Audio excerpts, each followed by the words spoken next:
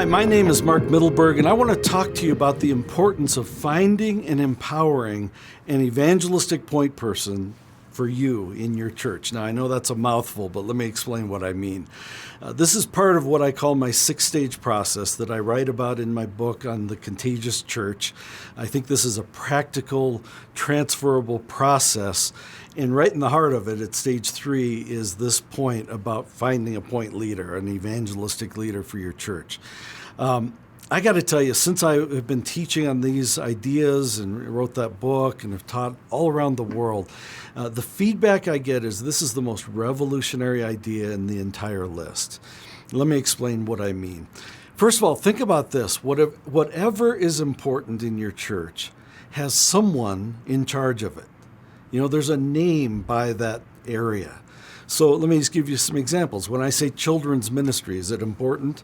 Well, if you're far enough along in your church plant or you've got an established church, I bet you have someone in charge of children's ministry because it's important, right? You got a name.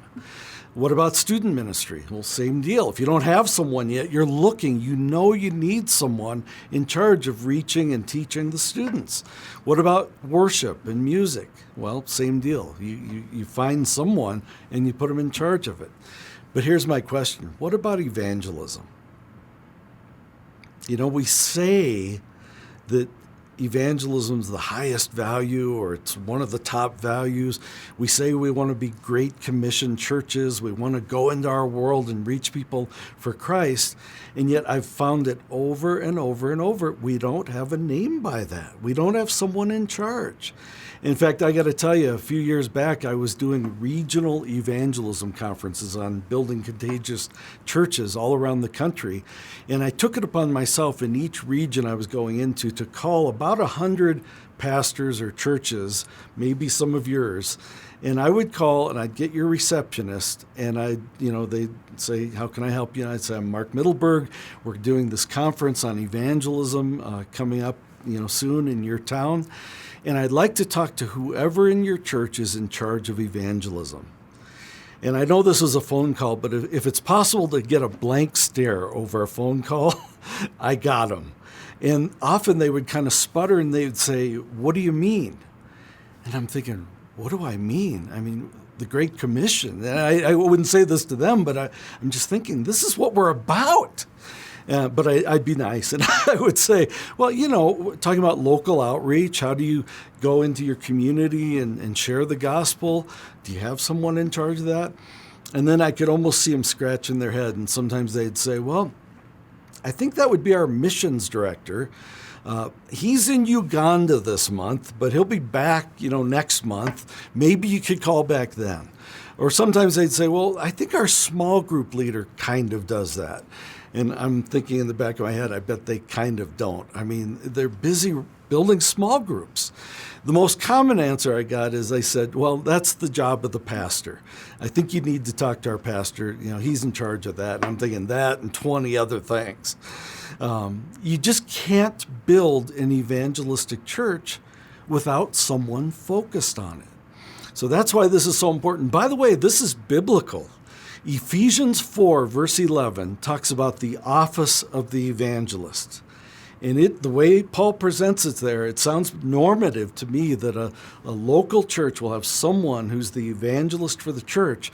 But before we, jump to conclusions on that, it doesn't mean someone who does evangelism for the church. If you read verse 12, it says this is someone who equips the saints, equips the church for works of service. So in other words, the evangelist office of Ephesians 4:11 is there to help train and equip the entire church to do evangelism. And that's job number 1 for the person that you would put in charge of being, the evangelistic point person in your church. So what am I talking about? What does this person look like? Well, it's a leader, not necessarily an evangelism fanatic. Most of us have someone in our circle as a church that can't stop talking about evangelism. But be careful. that person may not be someone that relates to most people. They may not be someone who could actually lead and build teams and train people. They're just someone who wants to get out there and do it. And frankly, often those people need the point person I'm talking about to help lead them and help kind of channel their energies. But we need someone who's a leader, but who has passion for evangelism, someone who, will lie awake at night and dream and scheme and come up with plans and figure out how to communicate vision and build teams and do all the things leaders do for the purpose of fulfilling the Great Commission in your church. And when I say empower that person, I mean that literally, that you prayerfully and carefully select the right leader. And once you know that person is the right person, it's probably going to be a volunteer, especially if you're a church plant. I understand this is a volunteer. But you get someone who has enough bandwidth to really commit to this, and they're, you're on sync with them, and you can partner with them. And then you bring them up on a Sunday morning in front of the entire church. Maybe you just taught on evangelism. And then you say, we want to grow in this area, and I want you to, introduce someone you already know, but I want you to get to know this person in a new way, because this is going to be your coach and your trainer in this area of evangelism. And then if you look at my broader 6-stage process, this person then, the point person, begins to train everyone to share their faith and build evangelistic teams and help unleash a variety of outreach ministries and events. Now, one more thing I want to say. This model is in the Contagious Church book I already mentioned. But if you want help in equipping this person, Lee Strobel, my ministry partner, and I have started a center where we will train those people. We have degrees in this, so there's just certificate programs. But if you want help training that person, you can send them to us. It's actually online training, so figuratively send them to us.